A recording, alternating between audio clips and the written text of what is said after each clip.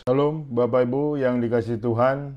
Salam jumpa lagi, salam sejahtera. Apa kabar Bapak Ibu? Saya selalu tetap berdoa untuk Bapak Ibu sekalian dalam kondisi dengan pemeliharaan Tuhan. Karena Tuhan kita adalah Tuhan yang luar biasa dan Tuhan kita adalah Tuhan Yesus yang setia. Setiap kita harus percaya bahwa Tuhan tidak pernah meninggalkan kita. Bapak Ibu yang dikasihi Tuhan, sebelum saya berkhotbah lebih lanjut, kita berdoa terlebih dahulu. Terpujilah namamu Bapa Surgawi, Tuhan yang kami sembah di dalam nama Yesus Kristus, Tuhan yang setia yang tidak pernah meninggalkan kami. Kami mengucap syukur Tuhan Yesus, jikalau hari ini kembali ditegur, diajar dengan firman-Mu, yang adalah kekuatan kami, yang adalah kepastian kami, karena firman-Mu adalah pelita bagi kaki kami dan terang bagi jalan kami. Sertai pemberitaan firman-Mu ini Tuhan, nama-Mu saja yang kami permuliakan dari segala-galanya. Berkati dimanapun jemaat-Mu berada. Terima kasih Bapa, dalam nama Tuhan Yesus aku sudah berdoa dan mengucap syukur. Haleluya, amin.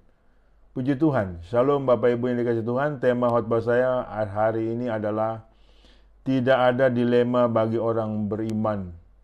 Tidak ada dilema bagi orang beriman. Apa itu dilema Bapak Ibu? Dilema adalah keadaan hidup seseorang yang sedang di dalam kebingungan.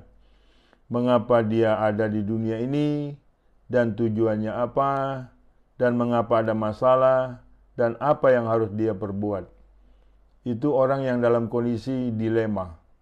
Sebagai orang beriman sudah barang tentu tidak demikian, karena kita punya nilai perbuatan, kelakuan, dan tujuan hidup kita sangat jelas. Dilema bisa terjadi karena dia sedang menunjukkan sikap ketidaksukaan terhadap kejadian-kejadian yang dialaminya, seakan-akan Tuhan sewenang-wenang atas hidupnya. Itu orang yang mengalami dilema, seakan-akan Tuhan ini, saudaraku, jahat sama dia, sewenang-wenang terhadap dirinya. Kehidupan dilema yang sering banyak dialami oleh orang Kristen itu sudah menunjukkan ke arah yang sangat memprihatinkan. Sebab kedepannya Bapak Ibu bisa memunculkan nilai kemurtatan. Jika terus-menerus kondisi ini dibiarkan, maka akan berakibat fatal, sebab akan mengganggu dan merongrong keimanan mereka, dan sehingga menjadi seorang peragu yang akhirnya bisa jadi ke arah murtad. Karena mereka akan kehilangan pedoman kebenaran di dalam kehidupannya.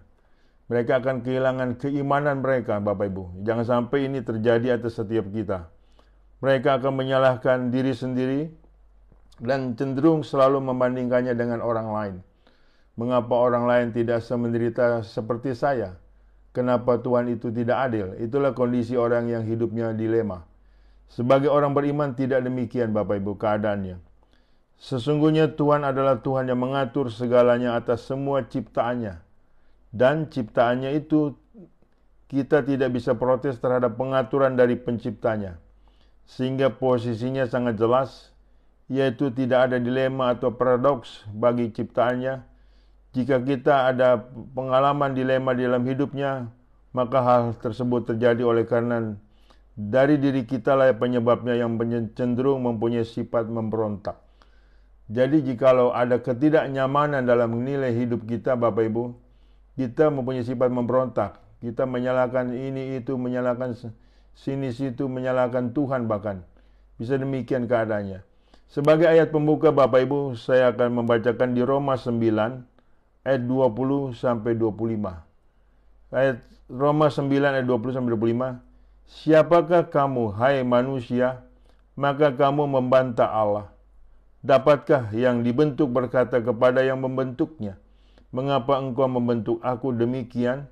Apakah tukang periuk tidak mempunyai hak atas tanah liatnya untuk membuat dari gumpal yang sama suatu benda untuk dipakai guna tujuan yang mulia dari suatu benda lain untuk dipakai guna tujuan yang biasa?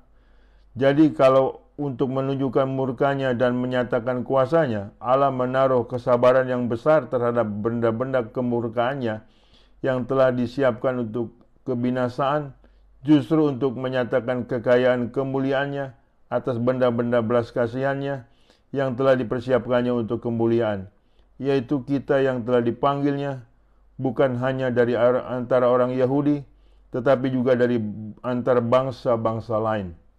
Seperti yang difirmankannya juga dalam kitab Nabi Hosea, yang bukan umatku akan kusebut umatku, dan yang bukan kekasih, kekasih. Saudara, firman Tuhan ini menjelaskan bahwa sebagai kita manusia yang diciptakan oleh Tuhan sebagai pencipta kita, kita tidak bisa protes Bapak Ibu, ya kan, mengapa kita ada di dunia ini, tujuannya apa, dan bagaimana selanjutnya. Kita sebagai makhluk ciptaan Bapak Ibu, kita harus manut terhadap nilai kehendak Tuhan. Walaupun Bapak Ibu tidak dikekang nilai free will kita, nilai kehendak kita, kehendak bebas kita tetap, saudaraku, tidak dikekang oleh Tuhan, tetapi justru harus diselaraskan dengan hukum-hukum Tuhan, agar sebagai kita yang diciptakan itu manut kepada nilai-nilai kehendak Tuhan dan mengerti akan nilai-nilai kesukaan Tuhan. Itu supaya hidup kita tidak dilema Bapak Ibu. Keadaan kondisi bagaimanapun yang kita alami Bapak Ibu, tidak mungkin Tuhan tidak tahu. Itu pasti Tuhan tahu. Dengan demikian tatkala Tuhan tahu, Tuhan bertanggung jawab di dalamnya. Jadi sebagai orang beriman tidak bisa dan tidak boleh ada dilema. Karena semuanya telah diperjelas dan sangat jelas. Yang pertama Bapak Ibu, perintahnya itu jelas. Perintahnya itu jelas. Kejadian 2 ayat 16 sampai 17. Lalu Tuhan Allah memberi perintah ini kepada manusia. Semua pohon dalam taman ini boleh kau makan buahnya dengan bebas. Tetapi pohon pengetahuan tentang yang baik dan yang jahat itu janganlah kau makan buahnya. Sebab pada hari engkau memakannya pastilah engkau mati. Dalam firman Tuhan di atas Bapak Ibu, dari situlah Tuhan mulai dicurigai sebagai pembuat dilema kepada manusia dengan membuat aturan yang mengkondisikan adanya larangan agar manusia tidak makan buah itu. Seandainya tidak ada buah pohon yang dilarang tersebut, kan manusia tidak sengsara oleh dihukum Tuhan, ya kan? Ini seringkali dipakai oleh orang Kristen bahwa Tuhan menciptakan dilema. Seandainya Pak Pendeta, buah yang Tuhan larang itu tidak ada, kan manusia tidak susah, tidak sengsara. Saudaraku, itu terserah Tuhan. Tuhan mau ada pohon larangan, Tuhan mau mengadakan pohon tidak ada larangan, itu terserah Tuhan. Sebagai manusia kita tidak bisa protes Bapak Ibu. Free will kita harus menyelaraskan dengan kehendak Tuhan. Itulah sebagai tindakan orang beriman. Bukan untuk melawan firman. Bukan untuk menampik nilai keadaan hukuman apabila dilanggarnya. Ya saudaraku, jadi kehendak bebas kita itu boleh memilih. Mau melanggar firman Tuhan atau mau manut dengan firman Tuhan. Semua ada sebab akibatnya Bapak Ibu. Jadi di sini saudaraku, jangan kita mencurigai Tuhan seolah-olah manusia hidup di persimpangan jalan. Ya kan saudaraku? Seolah-olah Allah ingin menjebak manusia sehingga manusia kondisinya sengsara memakan buah yang Tuhan larang. Tidak demikian. Sebagai orang beriman, lagi-lagi saya bicara Bapak Ibu, kita ini harus turut dalam kehendak Tuhan. Kita selaraskan kehendak bebas kita bukan sebebas-bebasnya, tetapi selaraskan kehendak bebas kita dengan kehendak Tuhan. Kalau kita melanggar firman Tuhan, ya tahu sendirilah.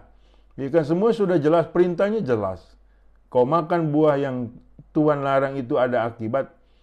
Tatkala engkau tidak makan buah yang Tuhan larang itu tidak ada akibat. Engkau akan hidup sejahtera Bapak Ibu. Ya kan? Jadi sebagai manusia yang beriman, patokan kita adalah sangat jelas. Jadi kita tidak dibuat dilema sama Tuhan. Jadi tatkala kita makan ada akibatnya, tatkala kita tidak makan saudaraku ada sejahteranya. Jadi jelas ya Bapak Ibu, jangan menyalahkan Tuhan. Itu tidak baik, tidak bagus dan tidak baik. Sebagai orang beriman tidak demikian kondisinya. Kita jelas sekali Bapak Ibu, tegas sekali dalam Tuhan Bapak Ibu, ya kan, bahwa kondisi hidup kita itu harus manut, harus patuh kepada perintah Tuhan. Jikalau kita tidak patuh, itu urusanmu, menanggung resiko urusanmu, sebab Tuhan sudah bicara di depan, secara hukum positif Bapak Ibu ada akibat apabila engkau melanggarnya.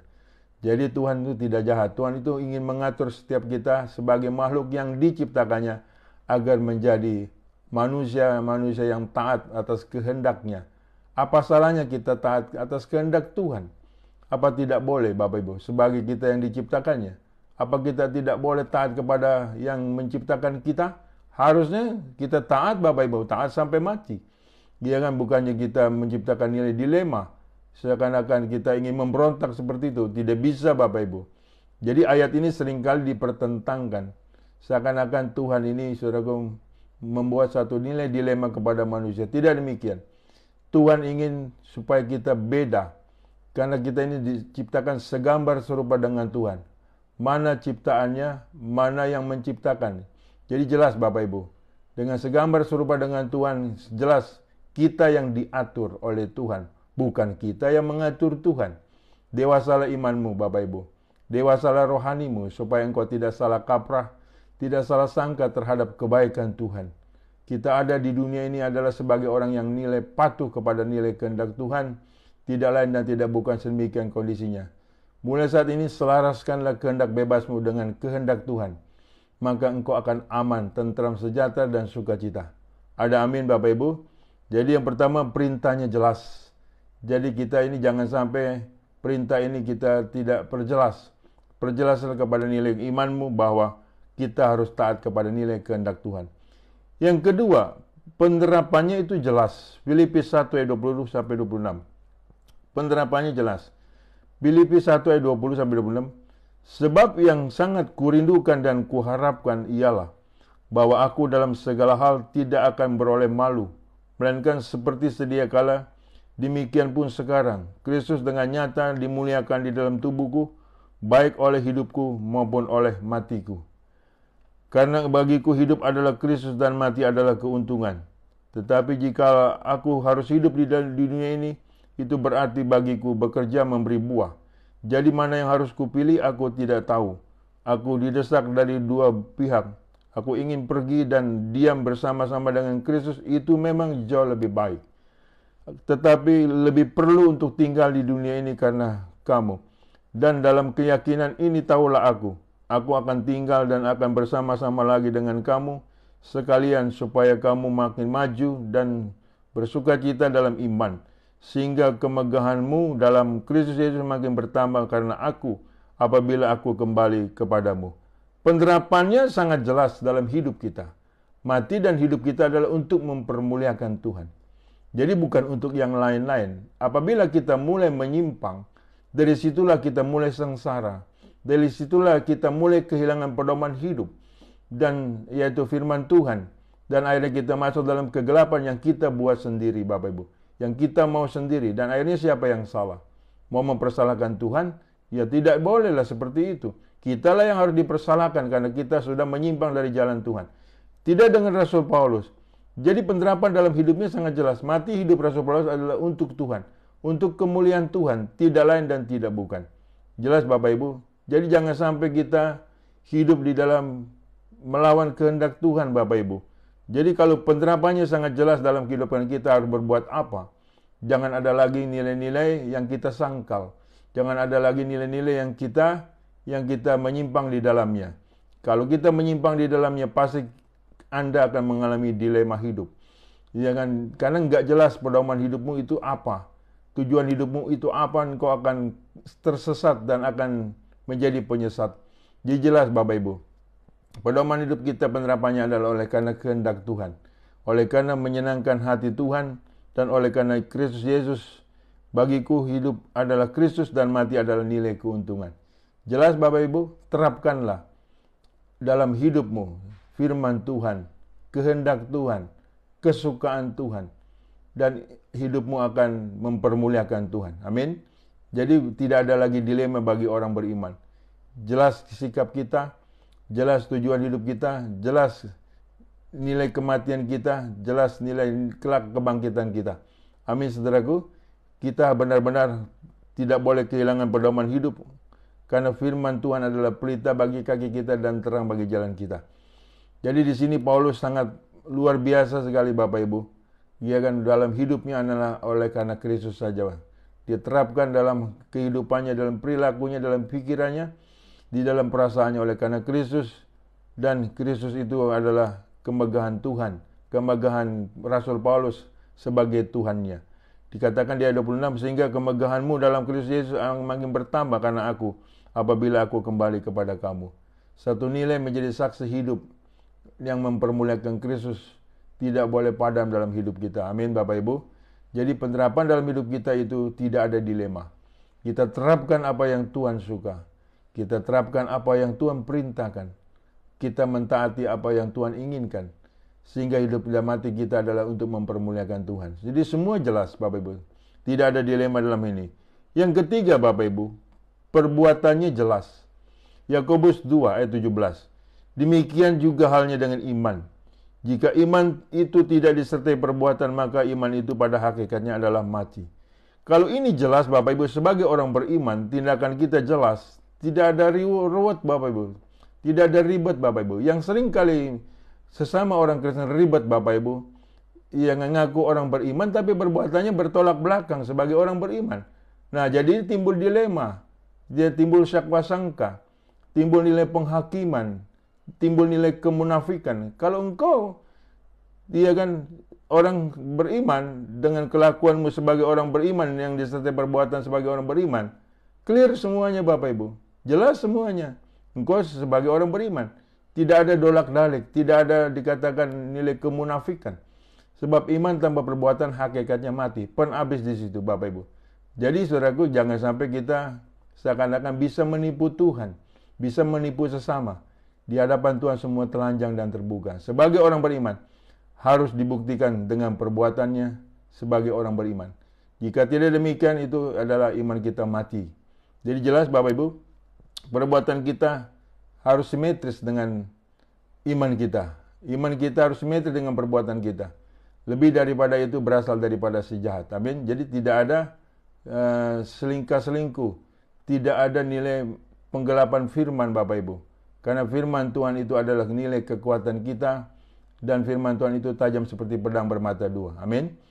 Jadi jangan sampai kita membuat dilema bagi orang lain. Jelas, sebagai orang beriman, buktikan dengan perbuatan sebagai Anda bertanda sebagai orang beriman. Jika tidak demikian, pada saatnya kita akan mati. Dan pada saatnya kita mati iman kita. Jadi dilema itu terjadi karena perbuatan kita tidak jelas. Malahan lebih jelas kepada arah ketidakbenaran. Dan sehingga menghasilkan penyimpangan yang berakhir dalam kebingungan dan kebimbangan. Salah siapa? Ya kan Bapak Ibu? Jadi salah kita, bukan salah Tuhan Bapak Ibu.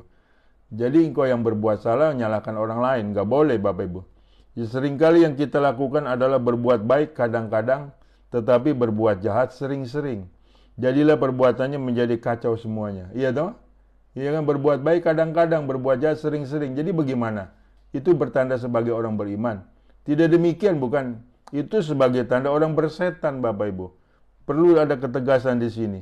Yakobus 4 ayat 17. Jadi jika seorang tahu bagaimana ia harus berbuat baik, tetapi ia tidak melakukannya, ia berdosa. Jelas? Jika engkau tahu berbuat baik, engkau tidak melakukan, engkau berdosa. Mau berkelit?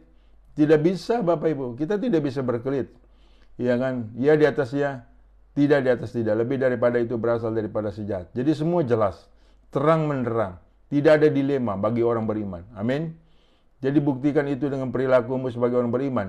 Sehingga engkau bisa memenangkan banyak jiwa-jiwa. Jangan malah sebagai orang beriman malah bikin bingung banyak orang. Tidak terus terang hidupnya dalam kegelapan. Ada yang disembunyikan yaitu dosa. Ia kan saudaraku tidak mau terbuka dalam hal ini saudaraku.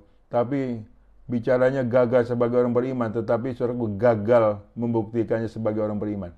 Jangan sampai kita demikian keadaannya kalau kita tidak mau masuk dalam wilayah dilema. Sebagai orang Kristen ada kejelasan harusnya. Iman tanpa perbuatan hakikatnya adalah mati. Jadi jelas Bapak Ibu, jangan sampai kita ditipu oleh iblis yang menyamar sebagai malaikat terang. Yang keempat, peringatannya jelas Bapak Ibu. Galatia 6 ayat 7 sampai 9, peringatannya jelas. Jangan sesat. Allah tidak membiarkan dirinya dipermainkan. Karena apa yang ditabur orang itu juga yang akan dituainya. Sebab barang siapa menabur dalam dagingnya, ia akan menuai kebinasaan dari dagingnya. Tetapi barang siapa menabur dalam roh, ia akan menuai hidup yang kekal dalam roh itu. Janganlah kita jemu-jemu berbuat baik. Karena apabila sudah datang waktunya, kita akan menuai jika kita tidak menjadi lemah. Iya kan? Jadi peringatannya jelas. Jangan sesat, apa yang ditabur orang itu yang dituai. Jadi saudaraku, jangan sampai kita nggak mengerti, nggak paham kenapa kita mengalami hal-hal yang mana tidak menyenangkan hidup kita.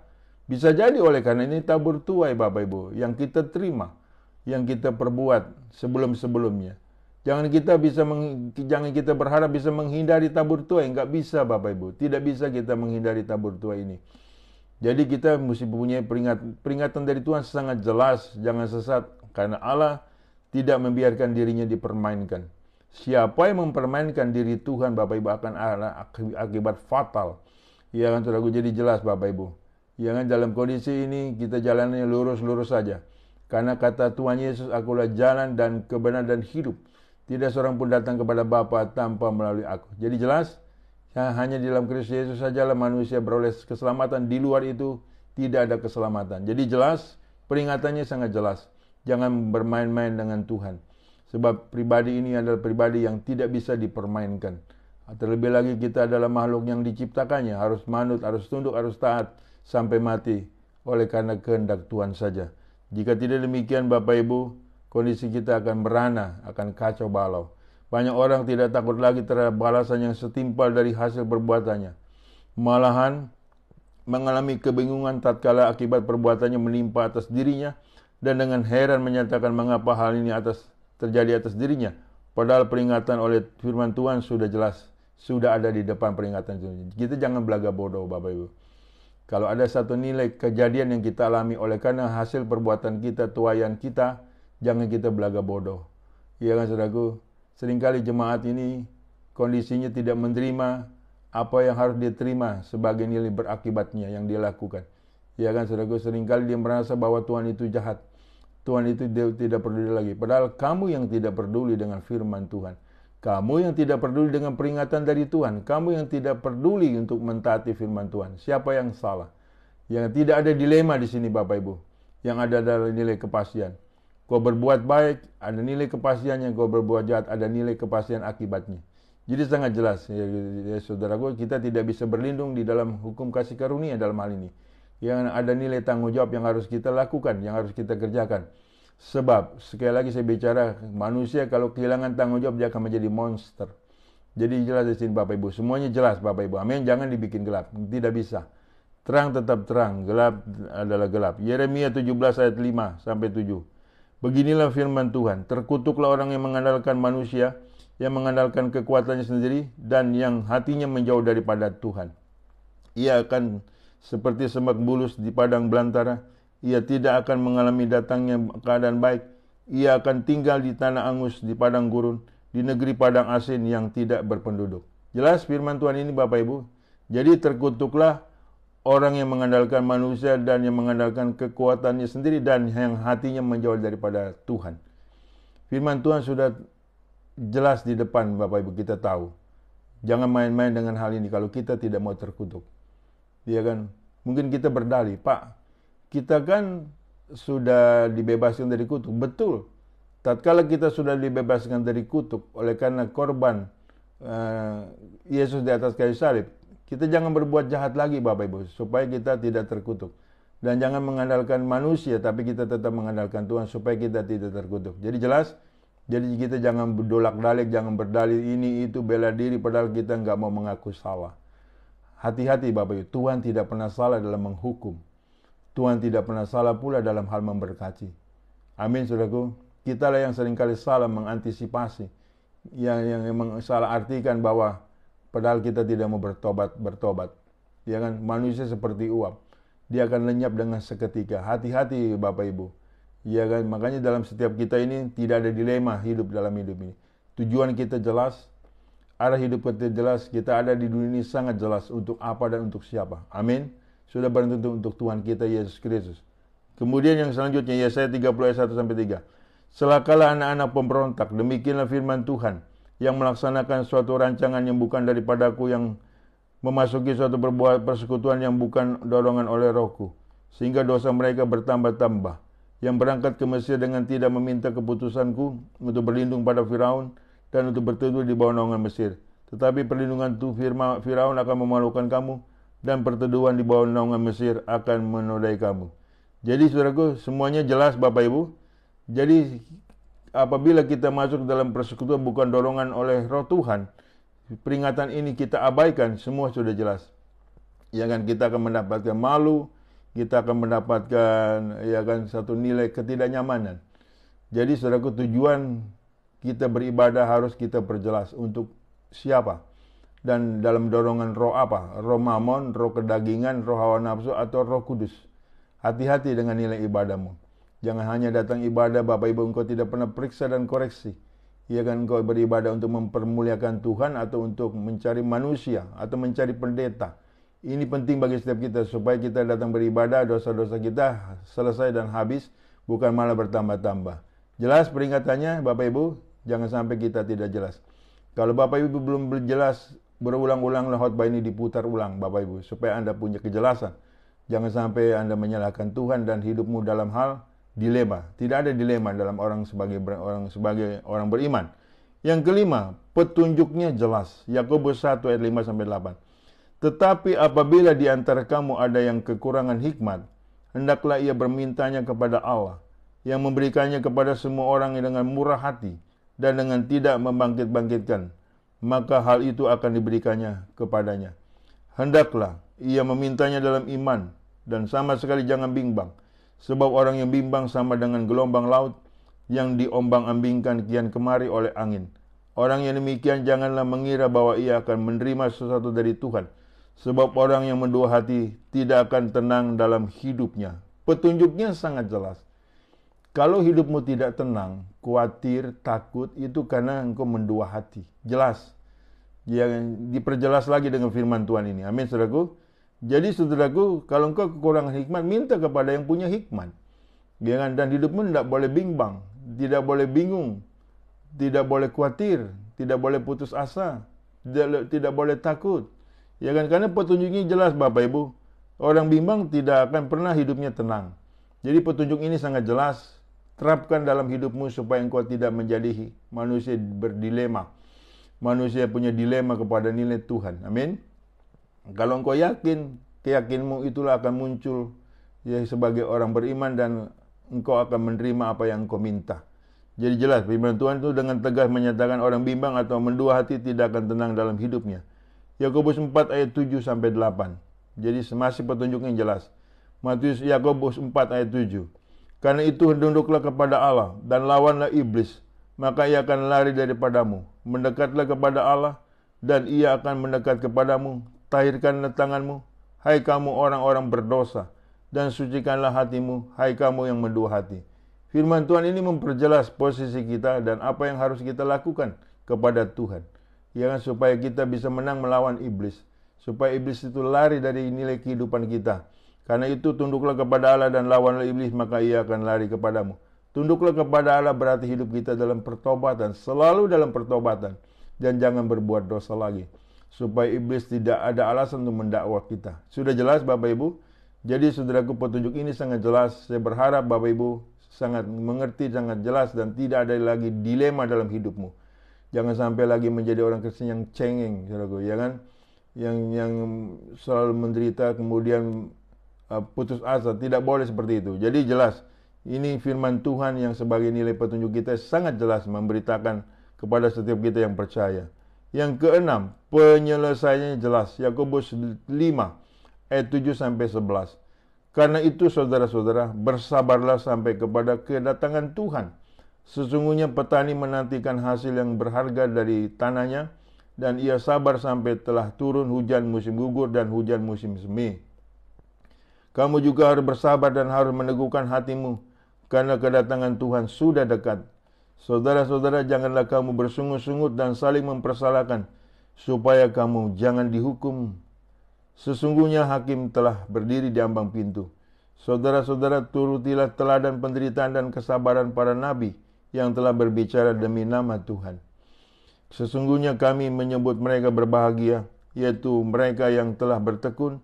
Kamu telah mendengar tentang ketekunan Ayub dan kamu telah tahu apa yang ada pada akhirnya disediakan Tuhan baginya. Karena Tuhan Maha Penyayang dan penuh belas kasihan. Penyelesaiannya sangat jelas. Sabar, sabar, dan sabar. Walaupun engkau menderita. Jadi jangan sampai tatkala engkau menderita mempersalahkan si anu, mempersalahkan siapa, tidak boleh Bapak Ibu. Jadi sabar. Kalau kita percaya penderitaan kita karena untuk mempermuliakan Tuhan, ada upah yang akan kita terima selanjutnya. Tuhan tidak membiarkan umatnya dalam kondisi kalah. Tuhan tidak pernah membiarkan umatnya dalam kondisi jatuh tergeletak. Pencobaan-pencobaan yang datang tidak melebihi kekuatanmu. Jadi penyelesaiannya jelas. Jangan ada lagi bertanya, jadi apa yang harus saya lakukan? Sabar, sabar, dan sabar. Orang sabar akan subur. Orang tidak sabar akan bubar. Amin, saudaraku. Jadi firman Tuhan ini sangat jelas. Saudaraku, penyelesaiannya dalam kondisi bagaimanapun Bapak Ibu, ada penyelesaian akhir. Ada akhirnya Bapak Ibu. Jangan semua dalam kemuliaan Tuhan, semua dalam kehendak Tuhan. Jadi kita adalah biji mata Tuhan. Rambut di kepalamu semua terhitung jumlahnya. Tidak mungkin satu selai putus tanpa seizin Tuhan. Amin. Jadi sabar. Jadi jangan sampai engkau ini berpikir, mengapa Tuhan meninggalkan saya? Mengapa Tuhan tidak ingat lagi dengan saya? Itu orang yang hidup dengan dilema. Tidak demikian sebagai orang beriman. Sabar, sabar, sabar. Di dalam setiap proses ada hasilnya, dan lihatlah pada hasil akhirnya, dan jangan lagi kita bertanya sampai kapan penderitaan ini akan berakhir. Sabarlah Bapak Ibu. Kita lihat di Roma 8 ayat 28 sampai 30. Kita tahu sekarang bahwa Allah turut bekerja dalam segala sesuatu untuk mendatangkan kebaikan bagi mereka yang mengasihi Dia, yaitu bagi mereka yang terpanggil sesuai dengan rencana Allah. Sebab semua orang yang dipilihnya dari semula, mereka juga ditentukannya dari semula untuk menjadi serupa dengan gambaran anaknya, supaya anaknya itu menjadi yang sulung di antara banyak saudara. Dan mereka yang ditentukannya dari semula, mereka itu juga dipanggilnya, dan mereka yang dipanggilnya, mereka juga dibenarkannya, dan mereka yang dibenarkannya, mereka juga dimuliakannya. Tuhan Yesus memberkati kita semuanya Bapak Ibu. Kita sebagai orang beriman, hidup pastinya ada tujuan yang pasti, ada hasil yang pasti, dan ada penyelesaiannya yang pasti. Saya percaya firman Tuhan ini tidak pernah kembali dengan sia-sia. Saya berdoa untuk Bapak Ibu sekalian dan untuk kita sekalian.